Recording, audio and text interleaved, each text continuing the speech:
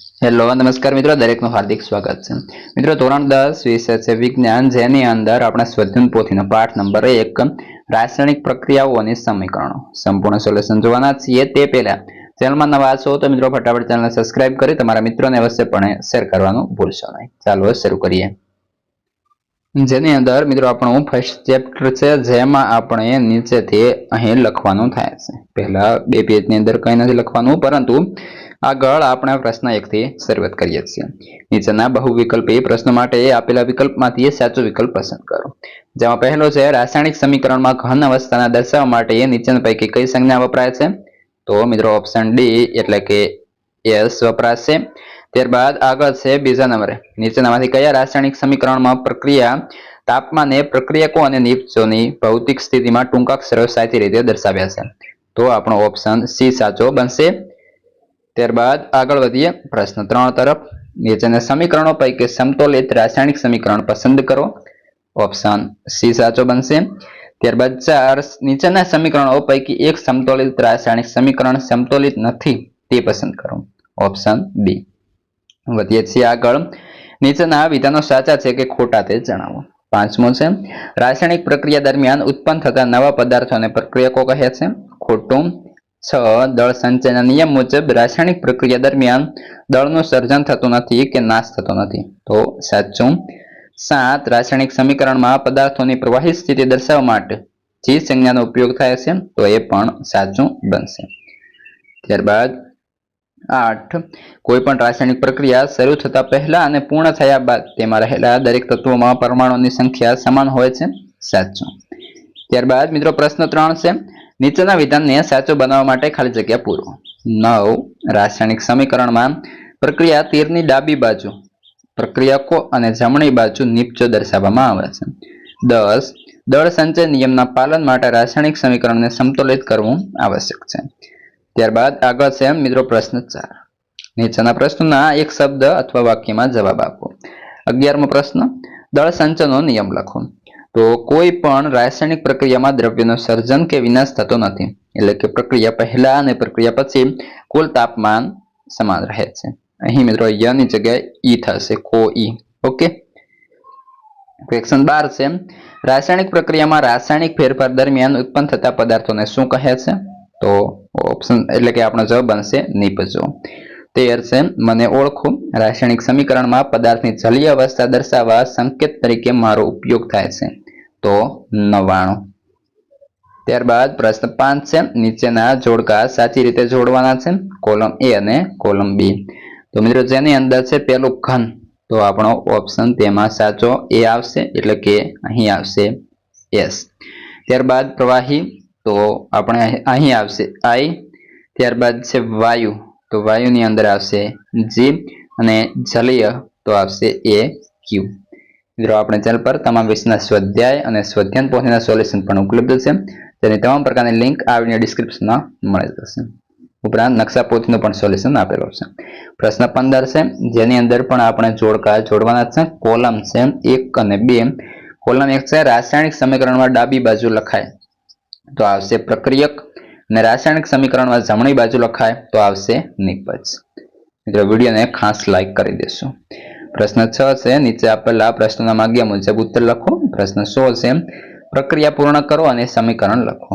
Magnesium પટ્ટીને હવામાં સળગાવતા તો કે મિત્રો આ પ્રમાણે જે પ્રક્રિયા થાય છે, અને ત્યારે એ ઓક્સિજન છે એ સાથે પ્રક્રિયા કરી અને મેગ્નેશિયમ ઓક્સાઇડ બનાવે છે. સંપૂર્ણ સમીકરણ આપેલું છે. ત્યારબાદ રાસાયણિક સમીકરણ તો કે આ રીતે થશે 2 મેગ્નેશિયમ પ્લસ ઓક્સિજન તે સાથે મળી 2 મેગ્નેશિયમ ઓક્સાઇડ બનાવશે. ત્યારબાદ આગળ છે પ્રશ્ન 17 નીચેની પરિસ્થિતિમાં ફેરફારને અંતે શું જોવા મળે છે?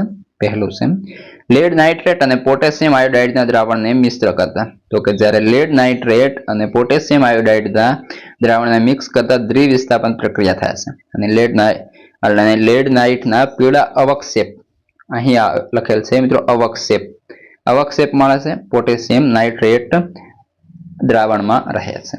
બી ઝીંકના દાણામાં મંદ સલ્ફ્યુરિક એસિડ ઉમેરતા, તો કે ઉષ્માક્ષેપક પ્રક્રિયા થતા ટેસ્ટ ટ્યુબ ગરમ થાય છે અને ઝીંક સલ્ફેટનું દ્રાવણ બની હાઇડ્રોજન વાયુ મુક્ત થાય છે. આગળ વધીએ. પ્રશ્ન 18 છે શાબ્દિક સમીકરણ અને રાસાયણિક સમીકરણ બનાવવું. સમતોલિત કરવું જરૂરી નથી. બેરિયમ ક્લોરાઇડ અને મન સલ્ફ્યુરિક એસિડ વચ્ચે પ્રક્રિયા થઈ બેરિયમ સલ્ફેટ અને હાઇડ્રોજન ક્લોરાઇડ મળે. જેમાં શાબ્દિક સમીકરણ તો કે બેરિયમ ક્લોરાઇડ પ્લસ મન સલ્ફ્યુરિક એસિડ સાથે barium sulphate plus hydrogen chloride ઉમેરવાનું થશે. તો રાસાયણિક સમીકરણ આ પ્રમાણે જે છે મિત્રો થશે. ત્યારબાદ વધીએ છીએ આગળ. પ્રશ્ન 1.2 રાસાયણિક પ્રક્રિયાઓના પ્રકાર. જેમાં પહેલો છે નીચેના બહુવિકલ્પી પ્રશ્નો માટે આપેલા વિકલ્પોમાંથી સાચો જવાબ પસંદ કરો. પ્રશ્ન 19 નીચેનામાંથી સંયોગીકરણ પ્રક્રિયા ઓળખો. તો ઓપ્શન ડી સાચો બનશે. ત્યારબાદ 20 નીચેમાંથી એક એવી પ્રક્રિયાની ઓળખ કરો કે જેમાં ઉષ્મા નિપજ તરીકે ઉત્પન્ન થાય. ઓપ્શન એ કુદરતી વાયુનું સળગવું. 21 કોપર સલ્ફેટના ભૂરા રંગના દ્રાવણ વાળા પાત્રમાં લોખંડની ખીલી મૂકતા. ઓપ્શન બી લોખંડની ખીલી કથ્થઈ રંગની થાય છે. ત્યારબાદ આગળ છે પ્રશ્ન 2 નીચેના વિધાનો સાચા છે કે ખોટા તે જણાવો. પ્રશ્ન 22 છે 2 કે તેથી વધુ પ્રક્રિયાઓમાંથી એક નિપજનું નિર્માણ એટલે સંયોગીકરણ પ્રક્રિયા. સાચું. શ્વસન એ ઉષ્મા શોષક પ્રક્રિયા છે. ખોટું. સિલ્વર ક્લોરાઇડમાંથી સંયોગીકરણ પ્રક્રિયાને કારણે ક્લોરીન વાયુ ઉત્પન્ન થાય છે. ખોટું. ધાતુઓની પ્રક્રિયા જાણવા વિસ્થાપન પ્રક્રિયા ઉપયોગી છે. ખોટું. અને પ્રક્રિયા દરમિયાન જો પદાર્થ ઓક્સિજન મેળવે તો તે પદાર્થ ઓક્સિડેશન પામે છે. સાચું. આગળ વધીએ પ્રશ્ન 3 તરફ. નીચેના વિધાનને સાચું બનાવવા માટે ખાલી જગ્યા પૂરો. પ્રશ્ન 27 વનસ્પતિ દ્રવ્યોનું વિઘટન થઈ ખાતર બનવું એ તો મિત્રો ઉષ્માક્ષેપક પ્રક્રિયા છે. પ્રશ્ન 28 કેલ્શિયમ કાર્બોનેટનું વિઘટન પ્રક્રિયાને કારણે કેલ્શિયમ ઓક્સાઇડ અને કાર્બન ડાયોક્સાઇડ રૂપાંતર થાય છે. પ્રશ્ન 29 શ્વેત અને શ્યામ ફોટોગ્રાફીમાં પ્રકાશીય વિઘટન પ્રક્રિયા વપરાય છે. ત્યારબાદ પ્રશ્ન 30 જે પ્રક્રિયામાં અદ્રાવ્ય પદાર્થ ઉત્પન્ન થાય તેને અવક્ષેપન પ્રક્રિયા કહે છે. વધીએ આગળ 31 પ્રક્રિયા દરમિયાન જો પદાર્થ ઓક્સિજન ગુમાવે તો તે રિડક્શન પામે છે. પ્રશ્ન 4 નીચેના આ પ્રશ્નોના એક શબ્દ અથવા વાક્યમાં જવાબ આપો. પ્રશ્ન 32 સંયોગીકરણ પ્રક્રિયાનું એક ઉદાહરણ આપો. તો H2 + Cl2 2HCl બનશે. ત્યારબાદ 33 મને ઓળખો. હું પાણીનું હાઇડ્રોજન અને ઓક્સિજન વાયુમાં રૂપાંતર કરતી પ્રક્રિયા છું. તો આવશે વિદ્યુત વિભાજન. પ્રશ્ન 34 વિઘટન પ્રક્રિયામાં પ્રક્રિયકો વચ્ચેનું જોડાણ તોડવા માટે શાનો ઉપયોગ થાય છે. તો ઉષ્મા પ્રકાશ અથવા વિદ્યુત ઉર્જા. પ્રશ્ન 35 ઉષ્માક્ષેપક પ્રક્રિયા કોને કહેવાય. તો કે જે રાસાયણિક પ્રક્રિયામાં નિપજોના નિર્માણ સાથે ઉષ્મા મુક્ત થાય તેને ઉષ્માક્ષેપક પ્રક્રિયા કહે છે. પ્રશ્ન 5 નીચેના જોડકા સાચી રીતે જોડવાના છે. કોલમ 1 અને 2. તો પહેલું છે કાગળનું સળગવું. તો આવશે મિત્રો રેડોક્સ. ત્યારબાદ ગરમીથી ચૂનાનો પથ્થર તૂટવો. તો આવશે વિઘટન. પ્રશ્ન 37 કોલમ 1 અને 2 ઓક્સિજનનું ઉમેરાવું તો ઓક્સિડેશન અને ઓક્સિજનનું દૂર થવું તો રિડક્શન પ્રક્રિયા થશે. મિત્રો વિડીયોને લાઈક અને તમારા મિત્રોને પણ અવશ્યપણે શેર કરશો. પ્રશ્ન 6 છે નીચેના માગ્યા મુજબ પ્રશ્નના જવાબ આપવાના છે. 38મો પ્રશ્ન છે એક બીકરમાં કાળી ચૂનો લઈ તેમાં ધીરે ધીરે પાણી ઉમેરતા તાપમાનમાં શું ફેરફાર જોવા મળે છે. આ પ્રક્રિયાનું નામ જણાવો. તો કે તાપમાનમાં વધારો જોવા મળે છે અને આને સંયોગીકરણ પ્રક્રિયા કહે છે. જેનું સમીકરણ આ પ્રમાણે થશે. CaO + H2O સાથે મળી CaOH2 99 + ઉષ્મા થશે. ત્યારબાદ 39 છે એક કસનળીમાં લીલા રંગના ફેરસ સલ્ફેટના સ્ફટિક લઈ બર્નર પર ગરમ કરતા શું ફેરફાર જોવા મળશે. આ પ્રક્રિયાનું નામ જણાવો. તો કે ફેરસ સલ્ફેટ લીલો રંગ ગુમાવી દેશે અને સફેદ રંગના નિર્જળ ફેરસ સલ્ફેટમાં રૂપાંતરિત થશે. આ પ્રક્રિયાને વિઘટન પ્રક્રિયા કહે છે. તો તેનું સમીકરણ આ પ્રમાણે છે. ત્યારબાદ 40 કોપર સલ્ફેટના દ્રાવણમાં એક લોખંડની ખીલી ડુબાડવામાં આવી અડધા કલાક બાદ તેને બહાર કાઢતા લોખંડની ખીલી કથ્થઈ રંગની થાય છે અને કોપર સલ્ફેટનો ભૂરો રંગ ઝાંખો પડે છે.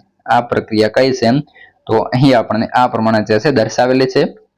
પહેલું છે અહીં મળતી નિપજો x ને y ના નામ આપો. તો x તો કે FeSO4 આયર્ન સલ્ફેટ અને y તો કે Cu એટલે કે કોપર થશે.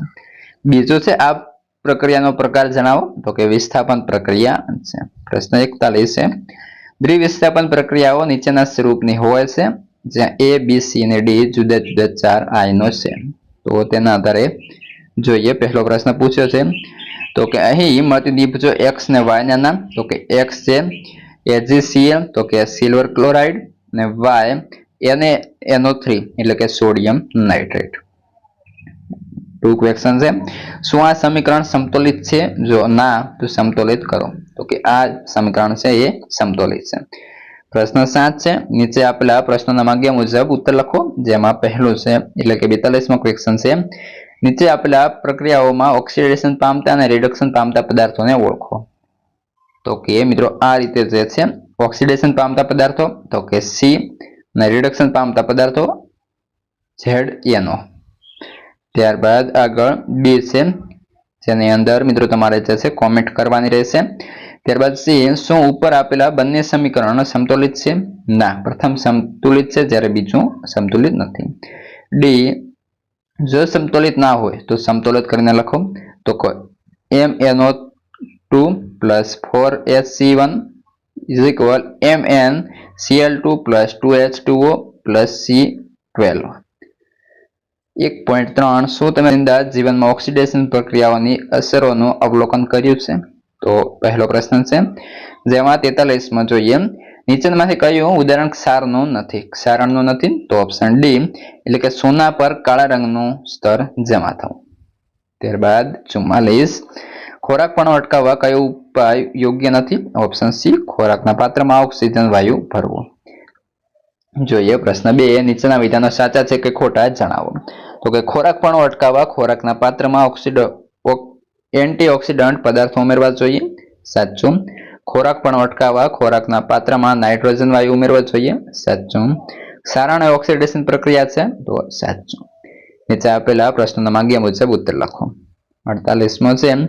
તો કે બટાટાની કાતરીના ફૂડ પેકેટ આજકાલ દરેક જગ્યાએ સહેલાઈથી મળે છે. એક વિદ્યાર્થી નાસ્તા માટે દુકાન પરથી ગૃહ ઉદ્યોગમાં બનેલી વેફરનું એક પેકેટ ખરીદે છે. તે ખાવાની શરૂઆત કરે છે તો તરત જણાય કે તેનો સ્વાદ યોગ્ય નથી અને વાસ પણ બદલાઈ ગયેલી છે. તો પહેલો છે એ, આવું શા માટે થયું હશે? તો કે વેફરમાં રહેલ તેલ અને ચરબી હવાના સંપર્કમાં આવવાથી ઓક્સિડેશન પામે છે, જેના કારણે તેનો સ્વાદ અને વાસ બદલાઈ જાય છે. બી, આ પ્રક્રિયા કયા નામે ઓળખાય છે? આ પ્રક્રિયાને ખોરાકને બગડવું અથવા ખોરાકનું રેન્સડિશન કહે છે. સી, આ વેફરના પેકેટને હજુ વધુ લાંબો સમય સાચવવામાં આવે તો શું પગલાં લેશું? તો કે વેફરના પેકેટમાં નાઇટ્રોજન એવા નિષ્ક્રિય વાયુ ભરવા જોઈએ જે ઓક્સિડેશન અટકાવે છે. વેફરને હવાચુસ્ત પાત્રમાં સંગ્રહિત કરવી જોઈએ. વેફરને ઠંડી અને સૂકી જગ્યાએ રાખવી જોઈએ, સૂર્યપ્રકાશથી દૂર. એન્ટીઓક્સિડન્ટનો ઉપયોગ કરી શકાય જે ઓક્સિડેશન ધીમું કરે છે. મિત્રો આ હતું તમારે સંપૂર્ણ સોલ્યુશન. હવે આગળના પાઠનું અથવા અન્ય વિષયનું અથવા અન્ય સ્વતંત્ર પોથીના જે ચેપ્ટર બાકી છે એનું સોલ્યુશનની લિંક તમને આ વિડીયોની ડિસ્ક્રિપ્શનમાં મળી જશે અથવા તો ચેનલ પ્લેલિસ્ટમાં પણ ઉપલબ્ધ છે. આ વિડીયો છે તમારા મિત્રોને પણ શેર કરી દેશો.